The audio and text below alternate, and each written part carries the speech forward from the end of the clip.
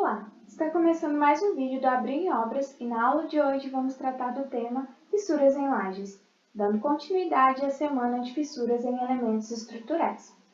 Bom, as lajes são elementos estruturais que desempenham a função de conduzir as forças e esforços que chegam nela, como por exemplo, o peso da própria laje, o peso dos revestimentos, o peso de paredes, caso tenha, peso de pessoas andando em cima da estrutura, entre outros. Então, ela recebe todas essas forças e transmite para as vigas, que por sua vez transmite para os pilares, para que depois possam ser conduzidos até a fundação.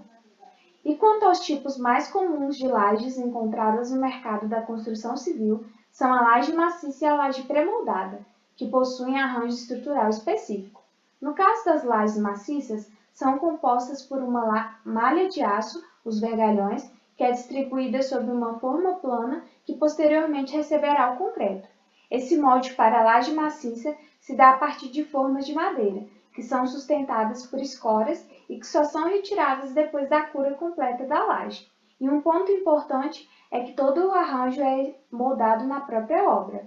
Já as lajes pré-moldadas são formadas por peças prontas, o que nos aponta grandes vantagens por reduzirem o tempo de execução e custo da obra, levando em conta que se tem menos gastos com madeira para escoramento. Também por dar liberdade de ter vãos maiores com altura mínima e principalmente por ser mais fácil de executar. Assim exige menos mão de obra também. Um exemplo desse tipo de solução estrutural é a laje treliçada, que faz uso de lajotas cerâmicas padronizadas para serem encaixadas uma na outra, para formar um plano, e que tem como principais elementos de composição estrutural as vigotas, que são vigas pequenas em concreto armado também, e o capeamento de concreto na região superior da laje, que é uma camada de concreto para tapar as camadas da laje. Ponto importante das lajes são as armaduras, que se referem ao aço que vai dentro do concreto com função de deixar a laje de concreto mais resistente.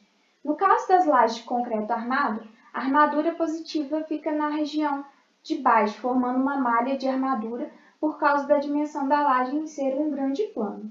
E fica disposta em toda a extensão da laje, sendo o local onde pode ocorrer o embarrigamento ou fissuras. Por isso, a importância de se reforçar a armação nessa parte da estrutura. E a negativa fica em cima, mas somente em locais que possa-se ter maiores esforços negativos, como, por exemplo, o encontro de lajes. E essas duas situações são definidas em lajes biapoiadas, ou seja, que estão sendo sustentadas por dois pilares, por exemplo. Mas tudo isso é dimensionado e calculado por um engenheiro que verifica a viabilidade e necessidade das soluções para evitar fissuras na laje.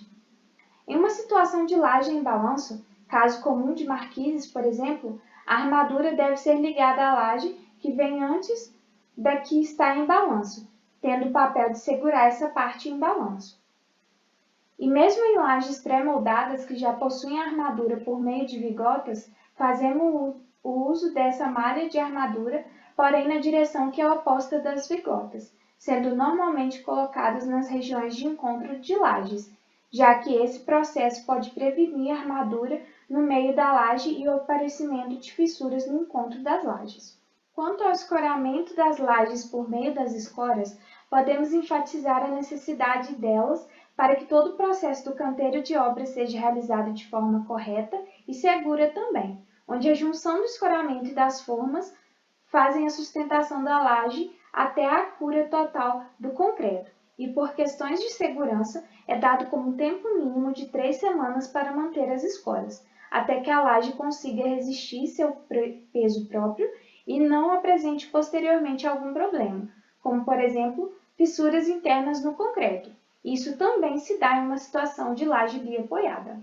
E no caso das lajes em balanço, deve-se ter uma maior atenção ao retirar o escoramento, que deve ser feito tirando as escoras a partir do extremo do balanço e ir tirando até chegar à parte dos apoios.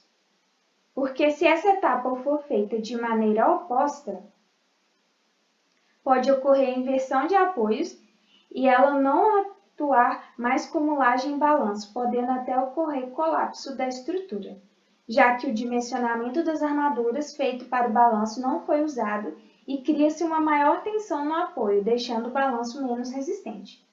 Então, gente, nossa aula de hoje foi isso. Espero que tenham gostado. Nos sigam nas redes sociais que estão aparecendo aqui na tela. Se gostarem, curtam e comentem o que acharam e ativem o sininho para receber as notificações das próximas aulas.